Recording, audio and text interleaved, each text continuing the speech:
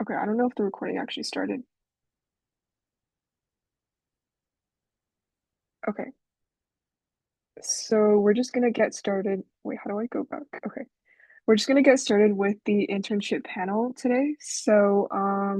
Today we have three different panelists from different internships that they've gotten throughout high school, and they're just gonna talk a little bit about some of their experiences today. And if this is your first STEM Buddies event, STEM Buddies is basically a nonprofit organization that is working to help high schoolers get into their dream post-secondary programs. And so today we kind of just wanted to help you guys land some internships in high school and to get some really good experience so you guys can do well in post-secondary. So we're just going to get started with Pravaja. So if you want to start your presentation.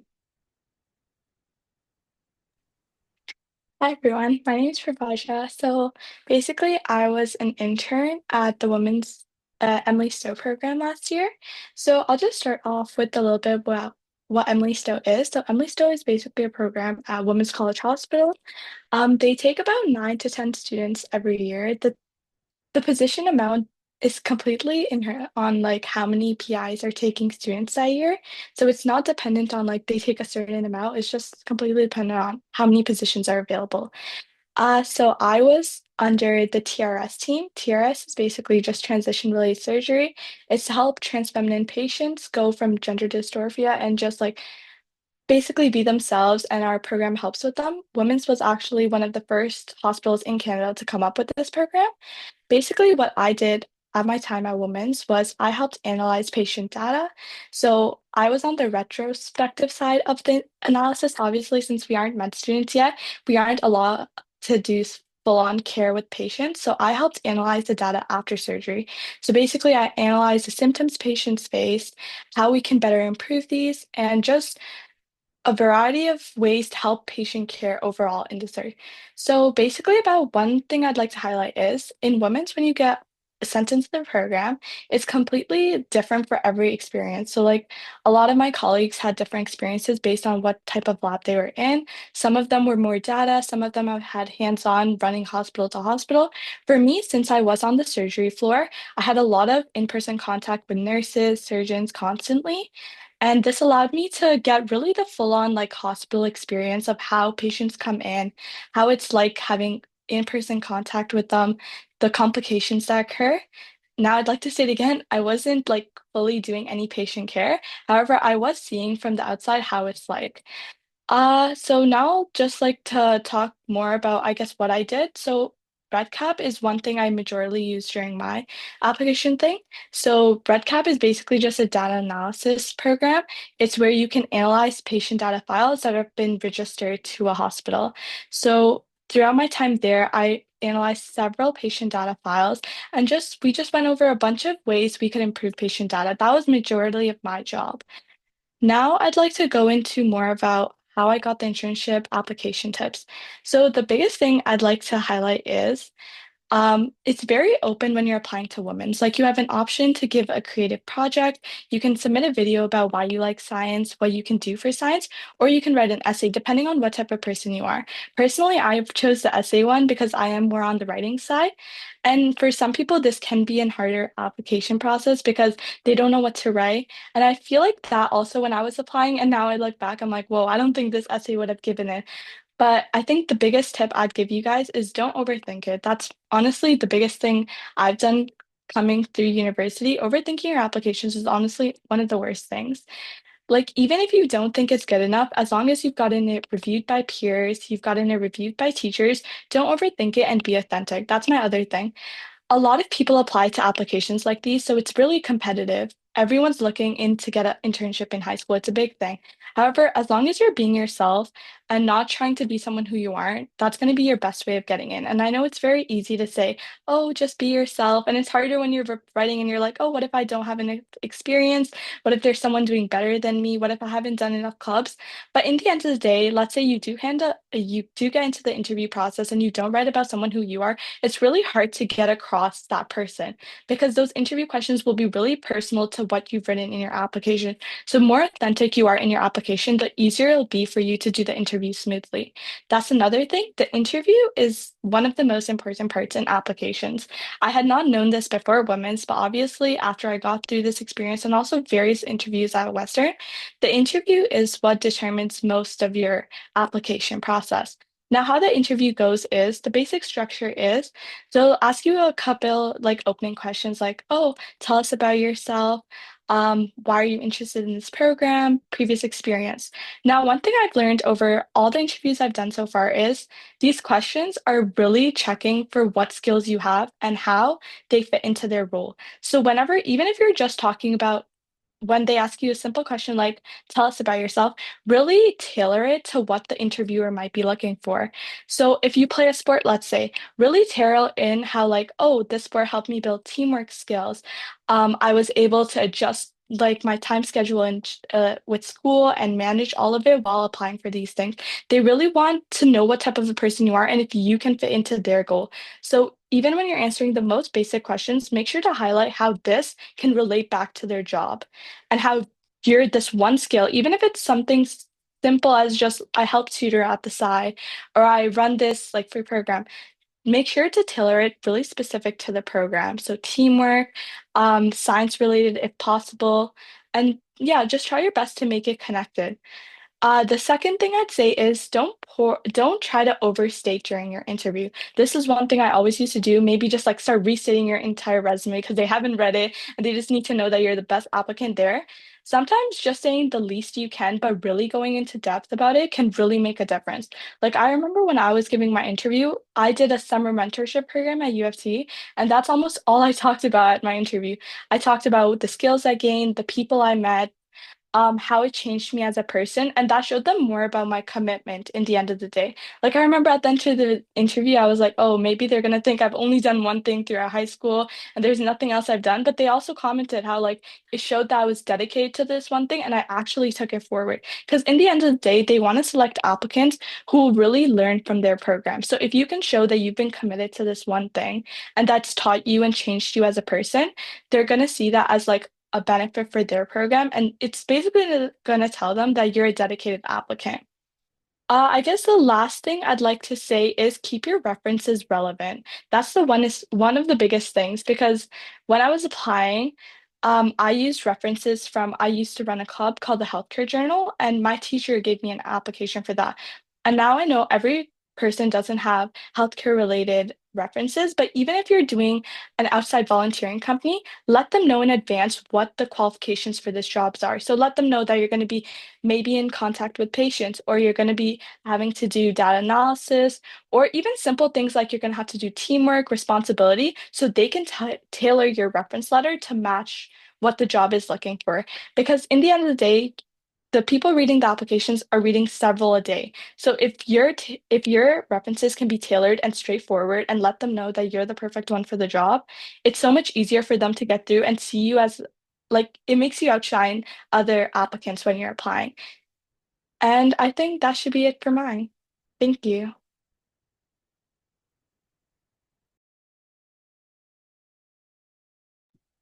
Okay, thank you so much, Pravaja. That was some really great advice. Now, Rihanna, if you want to start presenting your part. Yeah. Okay. So, hi everyone. My name is Rihanna Ellis. I was a part of the SickKids STAR program last summer, and I worked in the Dr. Ramaswamy lab. And basically, what we did there is my most of my like research focused on ependymoma cells, which is like a type of tumor commonly found in children. So, we were looking into how certain genes called fusion genes, which is just like one gene made up of two separate genes on a chromosome that like come together when that chromosome like shatters. we were looking at how those genes affected normal human cells. So we inserted those genes into two types of cells. And basically the theory was that like they caused cancer. And that's basically what I kind of spent my time doing, is looking after those cells and making sure they grew in tissue culture. I also got to visit the OICR, which is the Ontario Institute for Cancer Research, a couple of times. That wasn't really related directly to my project, but because the supervisor I was working with also had a kind of like side project that she did there, I got to visit the OICR a couple of times, which was really cool. Basically, I heard about the SickKids Star program from a friend of mine and also my teacher. They recommended me to like apply. And initially I was like, oh, there's like no way. So I was like, I applied and just kind of hoped for the best. I even remember writing my application, which was just an essay or a creative component, but I thought I might have a better chance with the essay. And then you just submit your transcript, and that's really it. There's no other questions to answer. But I remember our application question was, how would you use science to empower your community? So that was either like a 500-word essay, you can answer that creatively through a video or a poem. I chose the essay, and I remember initially when I wrote it, I read it back to myself, and I'm like, this is not what they're looking for. Because I focused my essay on how I'd use science to empower the younger generation in hopes of getting more people of color into the science fields as they get older. And I handed it in, and I was like, well, you know what, I tried, it's fine. And I remember when I got the call for the interview, I was initially very shocked because I was like, there's no way. And even later, I talked to um, the supervisor who ran the program. He was going over our applications with us. And I remember I told him, I remember writing that essay and thinking it was like really bad. And he's like, because it was so authentic, and that's what the biggest thing they look for is authenticity. He's like, you could really tell that you had a passion for what you did, and that's ultimately what called us to like let us call you back for an interview. So I guess that would be my tip for your applications, is just be authentic and use like whatever experience you have. And because at the end of the day, when we're reading like all these applications, and like this year I got to help review some of the applications for the program this year, and there's a lot of applications and a lot of people have really good grades. So you have to look for that one thing that makes you stand out from the rest. And looking at the applications, you're kind of able to tell how connected someone is to what they're talking about. So whether you're talking about promoting equity within your community or things like that, you have to put a little bit of like your own life experience into it when you're writing your application. I would suggest to also doing a creative component. I obviously didn't do one because I just didn't have the time. I just did the essay, but there's a lot of applications that a reviewer is looking through. So seeing something like a little video might be like a nice little break from all the words that we're reading, and it could definitely help you stand out a little bit more above the crowd. Because like I said, everybody has good grades. So it's really that creative component that's going to get you into that interview stage. And then for the interviews, I would say a tip would be reference your experience, like I said, like any little experience.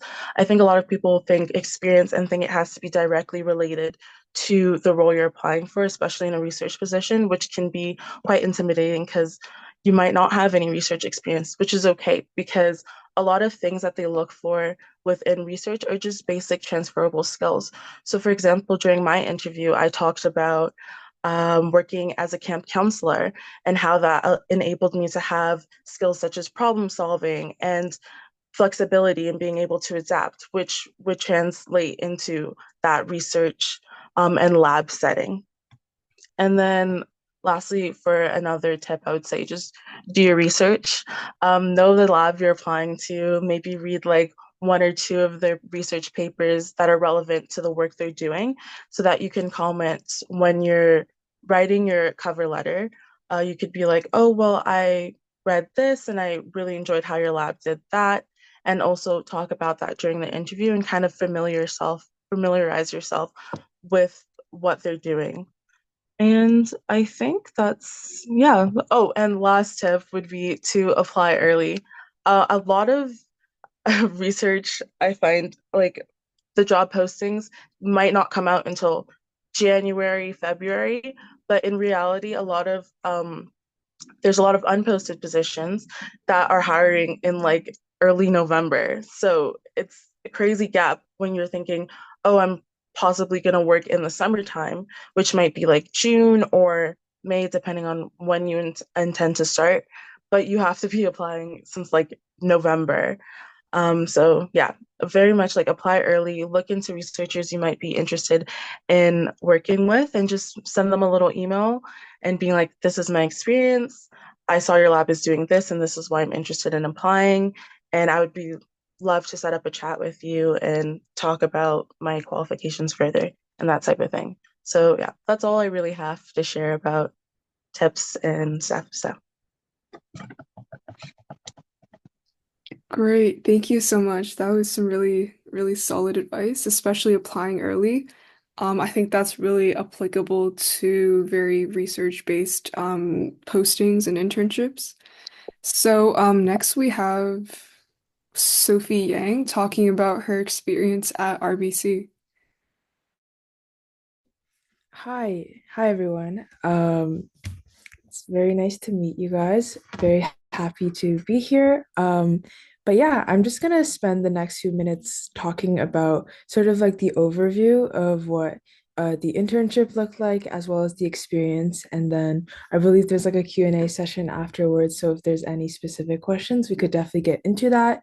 So I was a two-time intern at RBC Summer Tech Labs program, and when you're in the program, your role is a developer. So I can start with what the experience is actually about.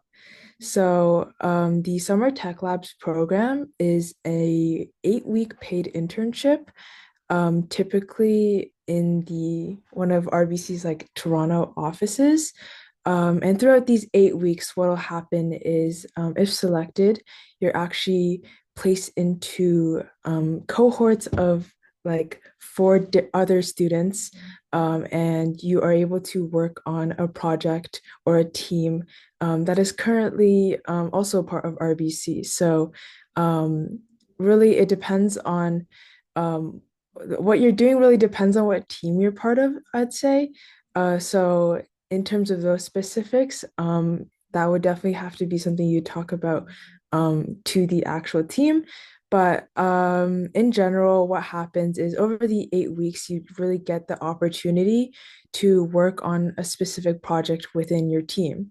So, what that means is if you've done any sort of project before, in a technical sense, you'll know that there's kind of that process where you go from ideation to design to implementation. And now you get to do all of that in a very corporate sense.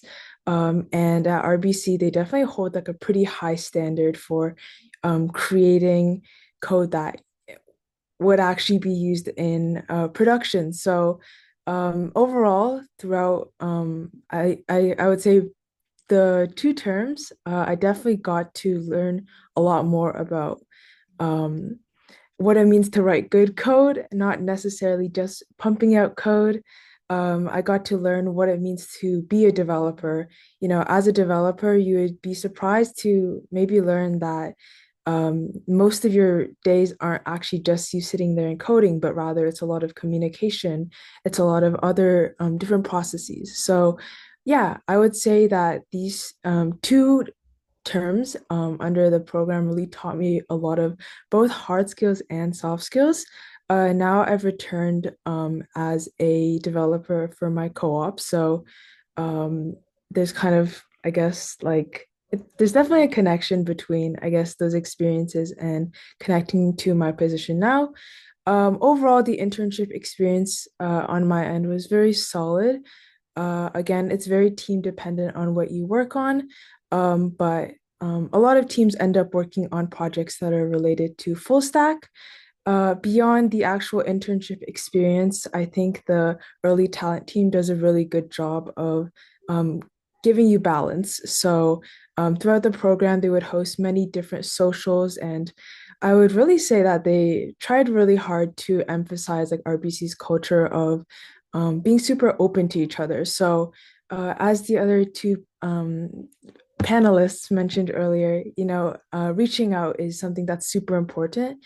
And I think at RBC, they especially emphasize that. So even as you're applying, reaching out to people on LinkedIn and kind of learning about their experiences, learning about what exactly they do, not only do you get a better idea into the roles or whatever program you're applying for, but you also do get to kind of expand your network in that sense. Socials, probably one of my favorite parts of the program. Really depends on the year by year, but I went to my first Blue Jays game ever, so that was really cool. And they definitely have different workshops throughout the term to really, I guess, encourage you to become a better developer. So how I heard about it is through I guess, hackathons. I'm not sure if everyone's familiar with it, but in essence, it's like a 36, 48-hour competition where you sit there and you're able to start a project from scratch. And in essence, you're coding something from scratch. And 2 years ago, I was at a hackathon called L Hacks, and that's where I saw RBC's like they were pretty much there with the recruitment team, and I was like, hey, I'm a high schooler, and I'm super interested in developer opportunities, and I was wondering if you guys have anything like that, and they happened to just be around promoting the Summer Tech Labs program at the time, so they told me to go ahead and apply. The application process is broken down over different months, and there's three different stages. The first stage is pretty straightforward. You pretty much just submit your resume and you submit some pretty like housekeeping document related things. So it's just small blurbs about you. And then from there, I believe a select amount of applicants get sent a technical assessment. And in that sense, it's a little similar to for high schoolers that are maybe familiar, like CCC, um, a little similar to like leak code style questions, but a lot easier. It wasn't too difficult, so don't stress too much about it. So after the technical, after the initial screening of sending in your resume, there is the final stage. I believe I won't put a specific number on it, but it is a small group that get chosen to have a behavioral interview, and that's kind of like the final stage before the cohort is chosen. So that's the overall application process. I've been asked in the past, like, what do they look for in specific? And I really couldn't tell you the specifics of XYZ is what they're looking for, but I do think that there are things that do make someone stand out. On one hand, it is a technical position, and as a result, if you have technical experience, that's great. But I would say above anything else, luck is definitely a big factor, but um, I would say that passion is really it's very corny, but I do think passion really shines through, especially in an interview. A pretty common question you get, especially with developer positions, is them asking you to walk them through a project. So, you know, that's kind of your opportunity to talk about not only something that you've worked on, but it's also your chance to tell them a little bit about yourself, why you're interested in something. I think technology has its roots in like every other industry. It's in like the financial, it's in the like medicinal industry, like it's in a little bit of everything. So if you're able to share your interests and yeah, I guess if you're able to really connect with your interviewer in that sense, I think that that really helps stand out. I'm not sure. I do think the applications for this year are releasing soon. I did talk to the manager of the program last week, and they mentioned that it'll be released in the next few upcoming weeks. So definitely keep an eye out for that. And in terms of tips, I think I really couldn't do any more than echo what the other two have shared so far. They've shared some really good advice in that sense. Um, so I would say mainly apply early, recognize that all of these are very competitive, and not receiving it isn't necessarily a reflection of your own abilities. A lot of the times there's a lot of random logistics that go into it. But what you can do is focus on the relevant things. So, you know, refining your resume, ensuring that it aligns well with what they're looking for, maybe getting your resume reviewed, and then also reaching out to either previous interns or people that are managing the program. I think that's a really good way to show initiative. So, yeah, I know I just threw a bunch out there. That I can just wrap up my blurb there, and then we can go into the Q&A session.